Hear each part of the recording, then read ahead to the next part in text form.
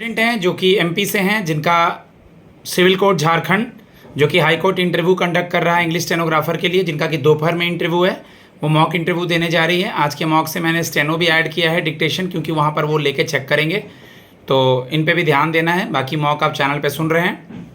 मेरा नंबर है 7503235358। स्टार्ट करते हैं बेटा। Yes please come. Good afternoon sir. Very good afternoon, please have a seat. Thank you sir. जब तक वो नहीं बोलेंगे बैठने के लिए, बैठना नहीं है भूल के भी। ओके। सबसे पहले हम लोग स्टेनो से स्टार्ट करते हैं, ठीक है। आप एक पेन लीजिए, मैं कुछ बोलूँगा, आपको 1 मिनट तक लिखना है। ओके, बोलूँ मैं? जी सर। मैं ये बोल रहा हूँ। Yes sir. ओके गाइज, क्योंकि वो लोग स्टेनो चेक करेंगे तो ठीक है। स्टैम्पेड वर्ड सुनिए ना, स्टैम्पेड, भगदड़, ठीक है। 15 फरवरी को जो हुआ था नई दिल्ली में, उससे रिलेटेड है ये। लिखिए, the stampede at new Delhi railway station on February 15 that claimed 18 lives was triggered due to a inverted comma open करना है, big headload falling from one of the passengers, inverted comma close, comma, railway minister Ashwini Vaishnaw told Rajya Sabha on Friday, comma, quoting the finding of a high level inquiry committee। इतना ही speed बोलते हैं वो, इससे तो slow या इससे speed तो नहीं बोलते हैं। जी sir. In a written reply, next para, in a written reply to a question from Samajwadi Party, in a written reply to a question from Samajwadi Party XYZ about the status of the committee constituted to investigate the stampede। ठीक है, अब आपको बोलना है बेटा। लिख लिया आपने? जी सर। Yes sir. बोलिए।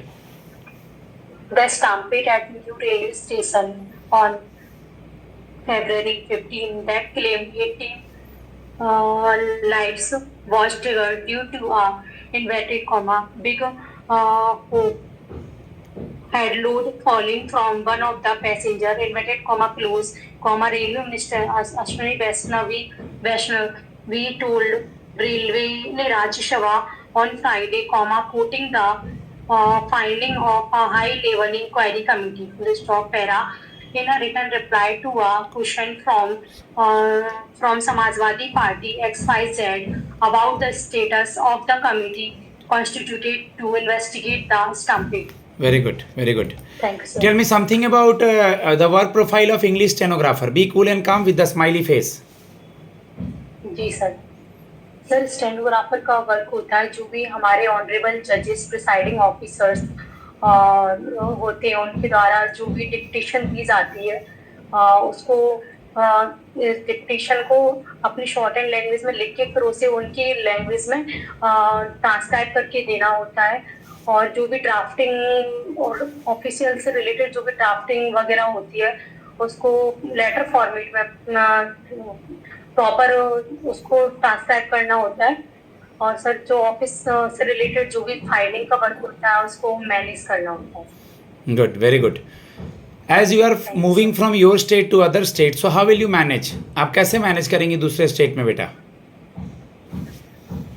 सर, मैंने जब ये स्टेनोग्राफर की प्रिपरेशन स्टार्ट की थी, सर मैंने अपने घर से बाहर रह के ही प्रिपरेशन स्टार्ट की है। तो सर, मैं उस एनवायरनमेंट के लिए हैबिचुअल हूँ। और सर, मुझे अकेले रहने में या वहाँ जाकर जॉब करने में कोई दिक्कत नहीं होगी। अभी आर्टिकल 200 और 201 न्यूज़ में था, आपको आइडिया है? जी सर। बताएं, आइडिया है तो बताएं, जल्दी वेट ना करें। नहीं आता है, सॉरी सर बोल दें। सॉरी सर, रिकॉल नहीं करता। फिर आपने जीव सर क्यों बोला?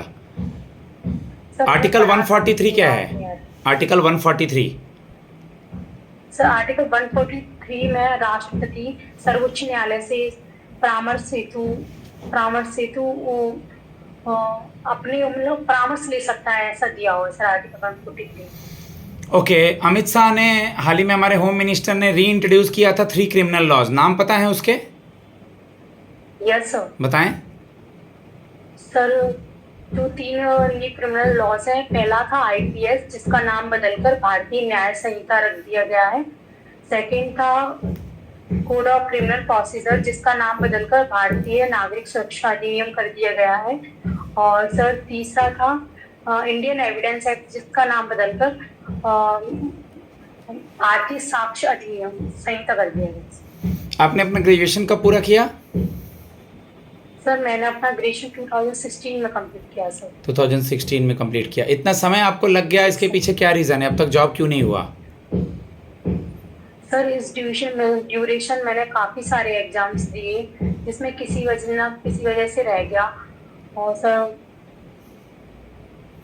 उनको एक्सप्लेन करेंगे। इतना आप 8 साल का गैप है, 7 साल का, केवल इतना बोल देने से नहीं होगा। कोरोना बोलना, ये पेपर दिए क्लियर हुआ एक स्टेज, दूसरा स्टेज नहीं हुआ, तुमने जो जो किया वो बोलना। घर में कोई दिक्कतें थी या डायरेक्टली नहीं तो इनडायरेक्टली, कोरोना, पढ़ाई, ये सब सारा कुछ बोलना।